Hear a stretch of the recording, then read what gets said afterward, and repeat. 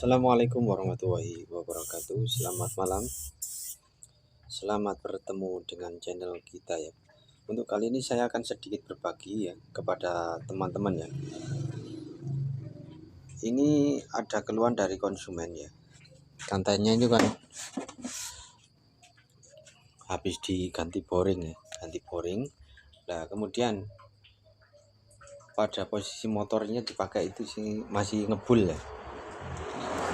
Nah, setelah itu dibawa ke sini ya, dibawa ke bengkel saya ya, atau ke saya. Kemudian saya bongkar ya, saya sedikit bercerita ya. Semoga nanti cerita saya ini bisa bermanfaat kepada teman-teman ya. Ini intinya tadi sudah saya ganti boring ya, sudah, karena sama yang punya itu suruh belikan boring. Nah, kenapa setelah diganti boring atau ganti blok beserta sekernya kok masih ngebul ya. Nah, itu ternyata setelah saya bongkar ya, ini akhirnya. Nah, ini boring yang baru, boring yang lama ya, bawaannya tadi yang sebelum saya ganti. Ini posisinya ini kalau dipasang itu ngebul ya. Nah, kemudian setelah saya bongkar, saya cek lagi satu persatu ya. Tentunya kalau kita bongkar ya, kita bongkar kondisi motor saat kita nyalakan itu kan ngebul ya. Otomatis saat kita bongkar itu kan satu persatu kita cek ya, apakah ada kesalahan, apakah ada yang belum diganti ya. Nah, kemudian setelah itu saya cek bagian seal klep. Bagian klep saya bongkar, saya sekur ya. Nah, ini seal klepnya ya. Ternyata seal klepnya ini sudah kaku ya. Sudah kaku, sudah longgar ya. Jadi penyebabnya utama, walaupun diganti boring ya, ganti boring ini ya, ini diganti boring beserta sekernya ini. Kalau seal klepnya ini nggak diganti, ini akan tetap ngebul. Padahal untuk boringnya ini masih bagus ya. Kalau lihat ya, kita lihat dan masih bagus ya. Loh ya, masih bagus. Tapi kita nurut sama yang punya, katanya suruh ganti, kita ganti. Nah, ini untuk set pistonnya juga sama ya, enggak berat, masih bagus juga. Nah, ini sudah saya nyalakan ya, sudah saya nyalakan, posisinya aman ya. Jadi teman-teman yang misalkan bongkar ya, misalkan bongkar NMAX, Aerox ya, ataupun sejenisnya ya, misalkan Vario ya, Vario, kalau bisa ya usahakan untuk seal klepnya itu diganti sekalian ya, karena seal klep ini berperan sangat penting untuk menghambat oli ke dalam silinder ikut kebakar ya. Walaupun per seker dikolter secara ruwapet ya, itu kalau nggak di klepnya itu ya, klep seal klepnya ini ya, kalau nggak diganti ini akan lama kelamaan akan tambah parah ya. Padahal kadang-kadang ada keluhan kepada konsumen ya, itu saat turun mesin ya, setelah turun mesin nggak lama, nah kemudian keluhannya itu kok ngebul lagi ya.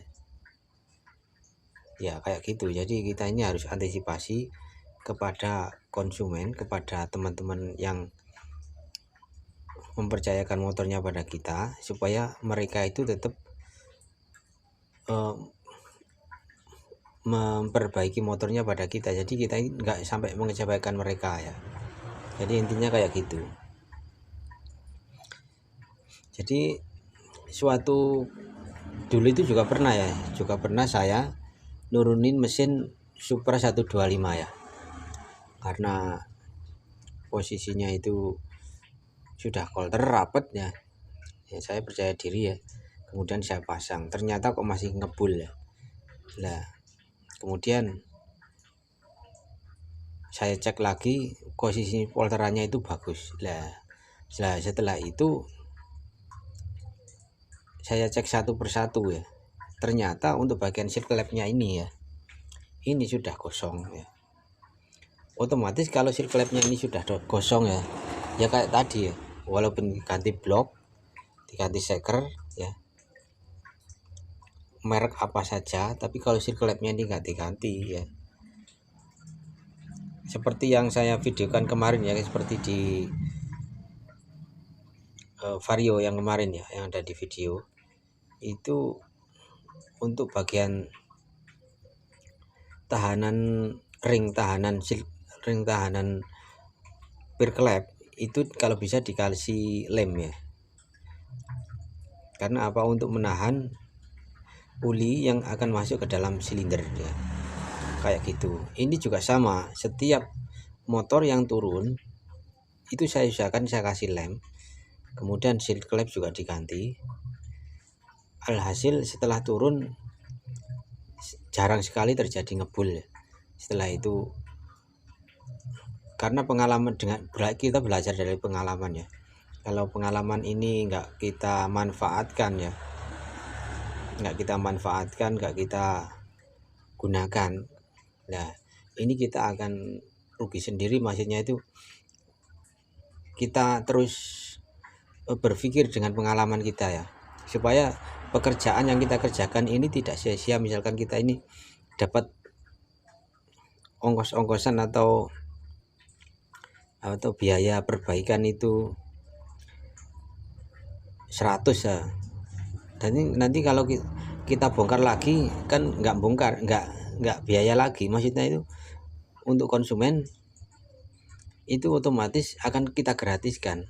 Lah untuk menjaga yang seperti itu, maka kita harus hati-hati serta harus betul-betul teliti ya, sebaik mungkin, supaya kita tidak mengulang-ulangi pekerjaan kita ya.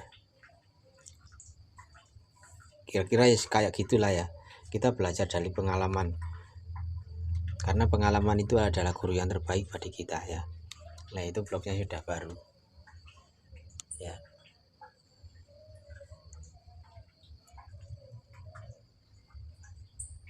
Ini mau saya nyalakan malam-malam ya, jadi sungkan sama tetangga.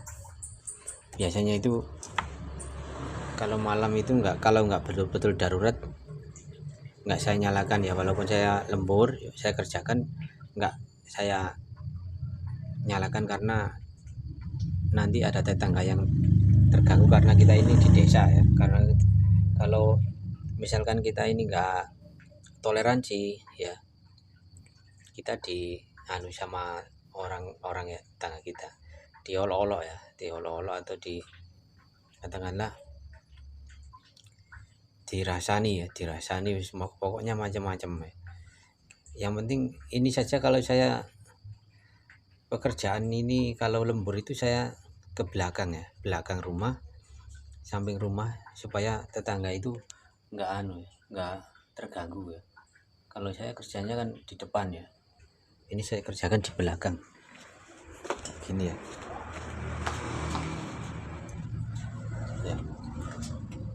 Cukup sekian ya, semoga bermanfaat untuk cerita yang kali ini ya. Apabila teman-teman menemui masalah seperti ini ya, dari segala macam motor, semoga bisa menjadikan pelajaran bagi kita dan bagi teman-teman sekalian ya. Cukup sekian, semoga bermanfaat. Assalamualaikum warahmatullahi wabarakatuh.